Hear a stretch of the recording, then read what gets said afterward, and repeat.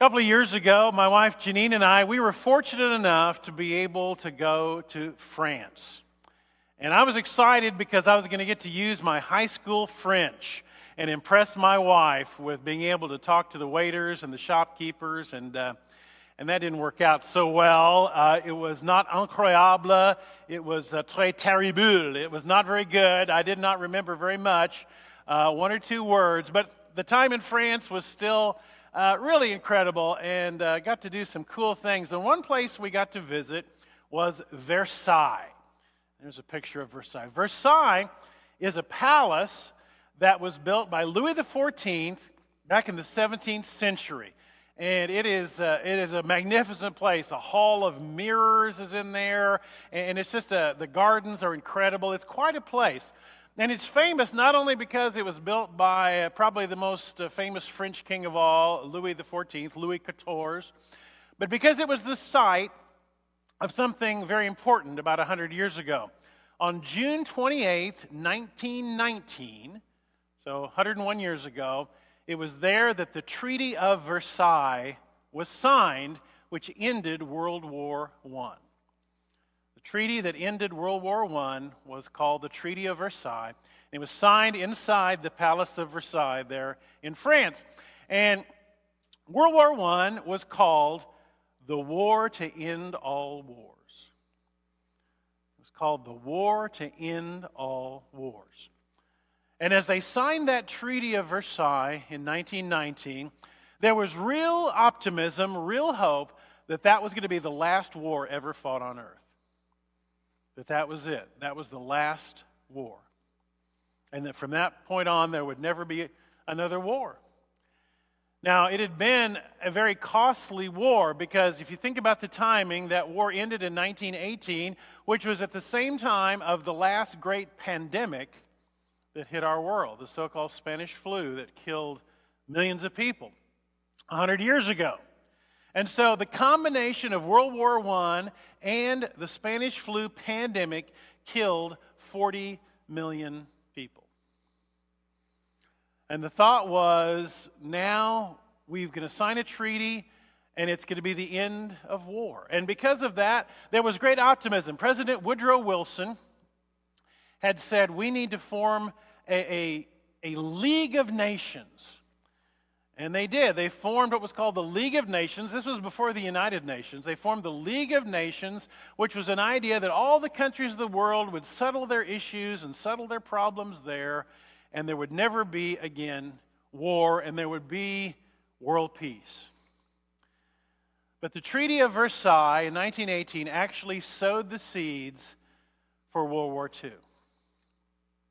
Because the Treaty of Versailles had such harsh punishments for Germany, such horribly strict economic sanctions on Germany, that it led to huge resentment and anger in Germany. And that allowed a man by the name of Adolf Hitler to rise to power because of that great resentment. And as Adolf Hitler and the Nazi Party rose to power because of the harsh conditions of the Treaty of Versailles, of course, then began World War II. And World War II then doubled the deaths of World War I, with approximately 80 million people dying in World War II. And the idea that World War I was the war to end all wars was sadly now a historical footnote. War has been a constant in human history for, unfortunately, as long as there have been tribes and city-states and countries and nations. And throughout the history of humanity, in the midst of warfare, there have always been people working for peace, praying for peace, doing everything possible to bring peace on earth. And yet, peace has seemed forever elusive. Today's the second Sunday of Advent, and each of the Sundays of Advent has a key word, a word that we celebrate on the Advent wreath. And last week, as we said, was hope. And the second Sunday of Advent, the word of the day, the word that we think about is peace. And specifically, we think about the coming of the one that the angels proclaim, the one that the prophets called the Prince of Peace. And the passages that we read every year, as we've read, talk about this Prince of Peace. And they talk about the passage from Luke where the angels brought a message to the shepherds out in the field. And we can picture this scene as the shepherds are out on this cold winter's night, and suddenly the heavens are filled with angels. And it says, suddenly a great company of the heavenly host appeared with the angel, praising God and saying, "Glory to God in the highest heaven, and on earth peace. Peace to those on whom his favor rests." So what kind of peace are we talking about? What is this peace that the angels proclaimed? Because the coming of Christ did not bring an end to all wars. There have been wars for 2,000 years since the birth of Christ. So what kind of peace are we talking about? Well, peace can mean a lot of things, and people use the word peace in a lot of ways. I've heard about young mothers who have small children who have gone and hidden in their closet for 5 minutes just to get a little bit of peace and quiet. Peace and quiet. I've known folks who have been the peacemakers of their family because they have siblings that don't get along. They have divorced parents who can't speak to each other, even at a family wedding. And so this person has taken on the role of family peacemaker. I've sadly known people who have tried to find peace in a bottle of pills. People who feel like the only way they can feel peace is to drink enough alcohol that they forget their troubles or forget who they are or black out. And they search for peace in a bottle. And so peace can mean a lot of things, and not just about treaties signed between rival countries or warring countries. Peace can mean all kinds of things, and it's something that we all want internally. We want peace in our lives, peace in our families, peace in our communities, peace in our homes. 33 years after the angels made their proclamation to the shepherds in the field, 33 years later, that baby who was born in Bethlehem, of course, had grown to be a man. And that man, Jesus, said this. We read earlier, "Peace I leave with you, my peace I give you. I do not give it to you as the world gives. Don't let your hearts be troubled. Don't let them be afraid." Jesus said to his disciples, and he said this on the night before he went to his death, "I leave you with my peace. I give you my peace." But it's not the same kind of peace as the world offers. It's a different kind of peace. Now, we read this in the New Testament, which is written in Greek, but of course we know that Jesus usually spoke, especially to his disciples. He was Jewish. He spoke in Aramaic, which is a derivative of Hebrew. And so when Jesus said this in the original Aramaic or Hebrew, he probably used the word shalom for peace. If you only have ever learned one word of Hebrew, you might know that one, shalom. Shalom, which means peace. But as I've mentioned before, previous years, shalom in Hebrew means more than just the absence of war. Shalom is a much broader word. It's a total well-being of the soul. It is a well-being. That's why it's used as a greeting for hello and for goodbye. Shalom, shalom. A few of you who are my age might remember that there was a great song that came out in 1972. The Eagles recorded a song. I was only 12 years old, but they recorded a song called "Peaceful, Easy Feeling." And it's actually hung around. Some people younger than I still probably know about this song. "I got a peaceful, easy feeling, and I know you won't let me down, 'cause I'm already standing on the ground."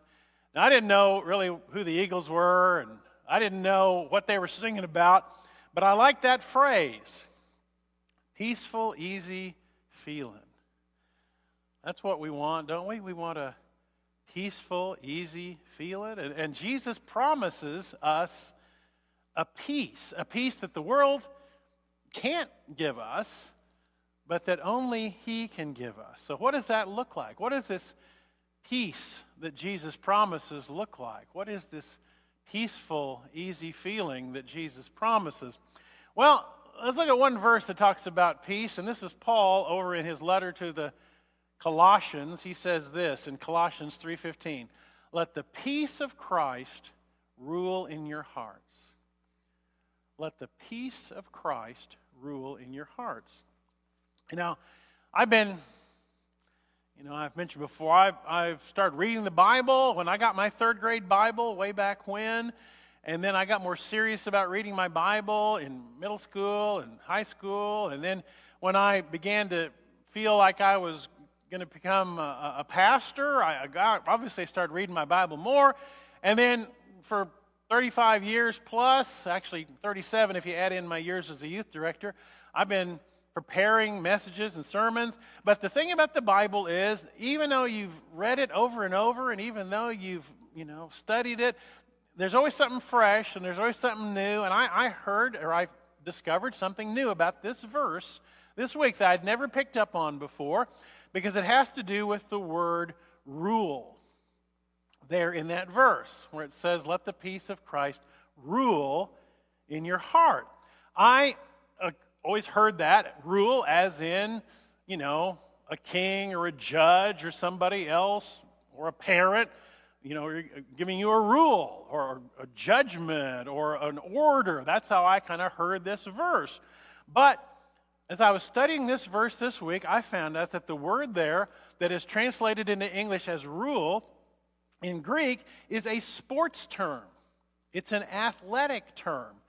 It is the Greek word brabuo, which means to be the umpire. To be the umpire. Now, they didn't have baseball 2,000 years ago. Matter of fact, most of the sports that we play weren't around, but they did have what we would call an umpire or a referee. We know that in the ancient world, in the Roman Empire, there were many games. The most famous being the Olympics, but many other games and sporting events were held in the Roman Empire. And just like modern times, there were referees, there were umpires. And because people would argue about what was reality and who actually won and whether they was a foul or whether somebody cheated. And it was the umpire, the referee, the official who made the judgment and said, here's the way it is. So when Paul often does this, Paul uses a lot of sports terminology in his letters. He talks about running the race and winning the prize and boxing. He uses a lot of sports terms in his letters. And here he says, let the peace of Christ be the umpire of your heart. Let the peace of Christ be the umpire of your heart. Let the peace of Christ make the call. And that kind of gives the whole verse a different flavor, because whatever the umpire says, well, that's the way it is. If he says it's a strike, it's a strike. If he says it's a ball, it's a ball. If he says the ball crossed the goal line, it did. He makes the call. And so Paul is saying, let the peace of Christ rule in your heart. Make the call. Make the call in your heart. And even overrule you. Because I may say, well, I'm just alone. I'm all alone. Nobody loves me. Nobody cares about me. I'm all alone. And the peace of Christ says, no, that's not the right call. You're not alone. Jesus says, I'm with you always, even to the end of the age. Overruled. You're not alone. I say, well, I'm scared, and there's nothing I can do about it. And the peace of Christ says, that's not reality. Jesus says, don't let your heart be troubled, and do not let it be afraid. Think about the peace of Christ being the umpire, the referee, the one who can say, this is reality. I'm going to make the call here. Jesus, as we said over in John, says, I've told you these things that you may have in me peace. In this world, You'll have trouble. But take heart. I've overcome the world. Because we might say, well, yeah, the world is just, it's fallen to pieces. The world is just on a handcart to where. There's just, the world has fallen apart and there's nothing we can do about it. And Jesus, the peace of Christ in our heart says, no, overruled, because guess what? I've overcome the world. Yes, there'll be troubles. Yes, there will be troubles. You'll have trouble. There will be conflict. There will be disappointment. There'll be pandemics. There'll be problems. But take heart, because I've overcome, and you can overcome as well. Let the peace of Christ be the one who makes the call in your heart, the umpire, the referee of your heart. I talked about wars, and I talked about how World War I actually, the treaty sowed the seeds for World War II. I read a story about a man, 1944, a man by the name of J. Stanford Staheli, who in 1944 was a prisoner of war, an American prisoner of war in Germany. American soldier, he'd been captured by the Germans, and he was now in imprisonment in Frankfurt, Germany. And what the Germans had done during World War II, they had converted a lot of other buildings into POW camps or prisons. And they had taken an old castle on the outskirts of Frankfurt, Germany, and turned this old castle into a place to hold POWs. And so Stanford was an American POW, and he was being held prisoner in this old castle outside of Frankfurt in Germany in 1944. And he had a cell there that had a barred window where he could actually look out onto the square of Frankfurt. And it was getting to be late December 1944, and he was in his cell of this old castle looking out, and he was watching the children play in the streets of the square of Frankfurt. And he was watching them bring home Christmas trees for their families. And he was watching them bring home Christmas decorations and singing Christmas songs in German. And as he watched the children out there in the square of Frankfurt getting ready for Christmas, all he could think about was his own little brothers and little sisters back in Utah. And thinking about they were doing the same things. They too were decorating their homes, and they too were singing Christmas songs.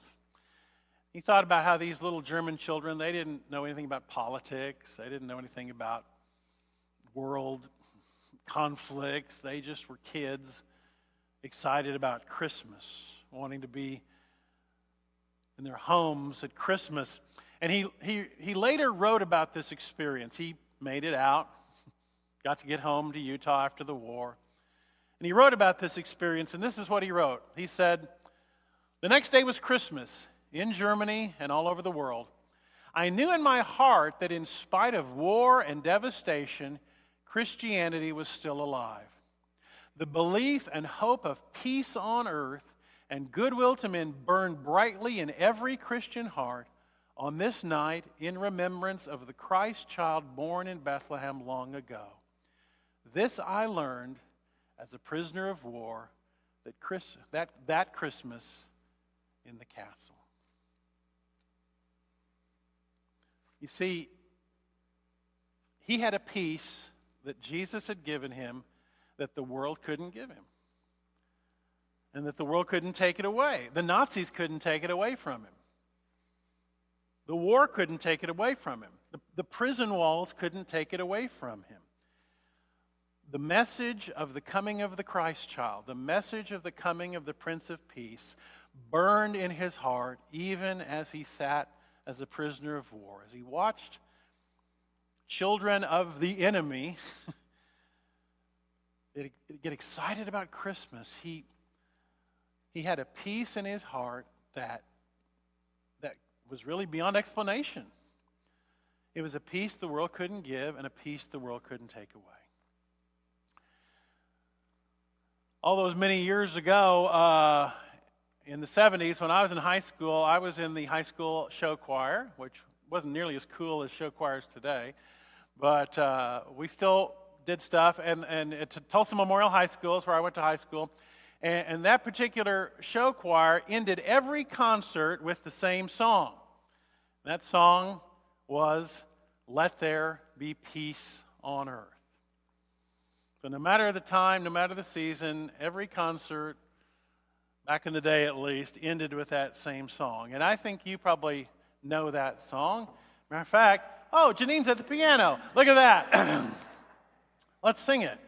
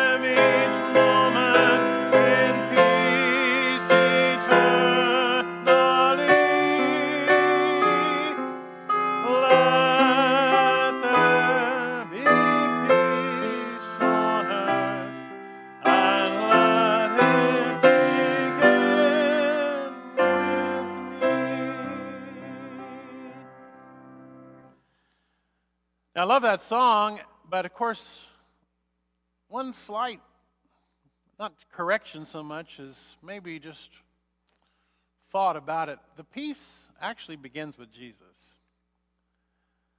as the Prince of Peace. Peace begins there, and then that peace comes into our heart, and then it's on us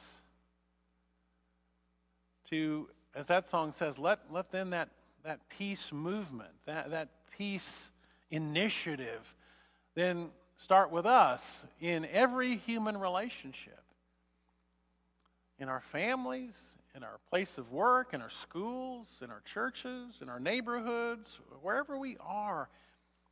We are called to be peacemakers. Jesus says, "Blessed are the peacemakers, for they will be called the children of God."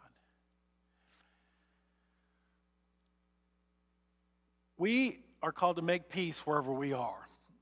For most of us, what's happening between nation states and countries is out of most of our own control.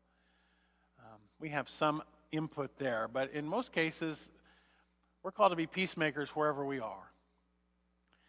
And that peace that begins with me actually begins with the peace of Christ that rules in my heart. The peace of Christ that is the umpire of my heart, the referee of my heart that says, this is the call, this is reality. And so at Christmas, when we see Christmas cards and banners that say peace on earth, goodwill to men and women, hopefully that's more than something on a Christmas card. That's a reality that we want to continue to work at every day. And it does begin in the human heart with the peace of Christ that He gives us, that the world can't give us and the world can't take away from us. It is a peace that comes from walking with Christ.